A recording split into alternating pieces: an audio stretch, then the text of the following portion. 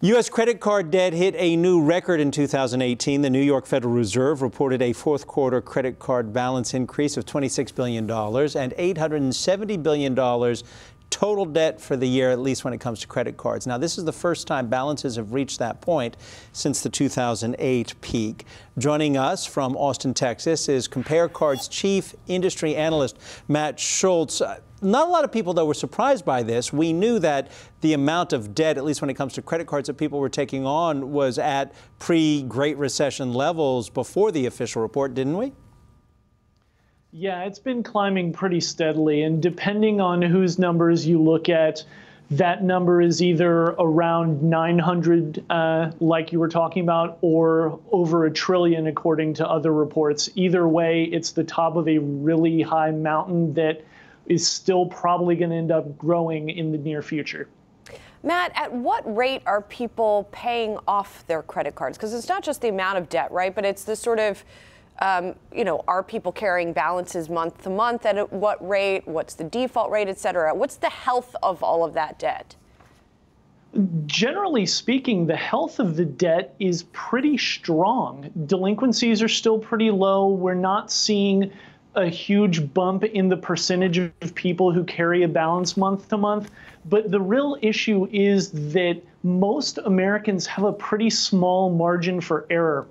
So if there's a medical emergency or a job loss, or even something kind of short term like we saw in the government shutdown, it doesn't take much to throw a lot of people into some serious financial trouble. Hey, Matt, Scott Gam here. Do we have a spending crisis in America, right? We're always buying the new iPhone. We pay for every streaming service imaginable, Netflix, Hulu, Spotify. I mean, I just named what could be $100 a month worth of discretionary spending, and I haven't even gotten to your rent and food and things like that.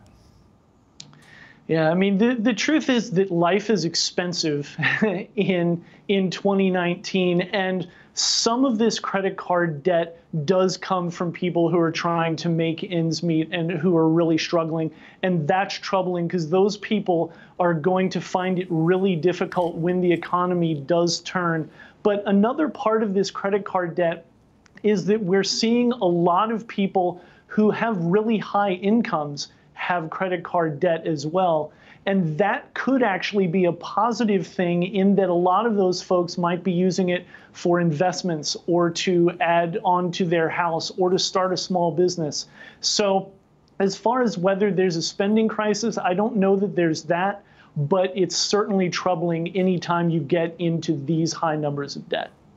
Now, I think some of the optimism here is that the consumer is spending and that delinquencies are at an all-time low, which leads us to believe that we do have a healthy and stronger consumer. But what's concerning to me is that the interest rates are so high now. What do you think the impact is of that? Although the delinquencies are lower, the outstanding balances have such a higher, cash percentage requirement. I think it's about 18% now is the average. Yeah, interest rates are a really big deal. And it is troubling that they keep growing. And I don't think anybody thinks that even though the Fed has taken the foot off the gas a little bit rates-wise, I don't think anybody really thinks that credit card rates are going to fall anytime soon. So that means that it's really important for people to focus in 2019 on knocking down that credit card debt because it's only going to get more expensive and it's only going to take longer to pay it off. All right, Matt Schulz, CompareCard's chief industry analyst. We appreciate your bringing us up to speed on what's happening with consumer debt. All the best to you. Thank you.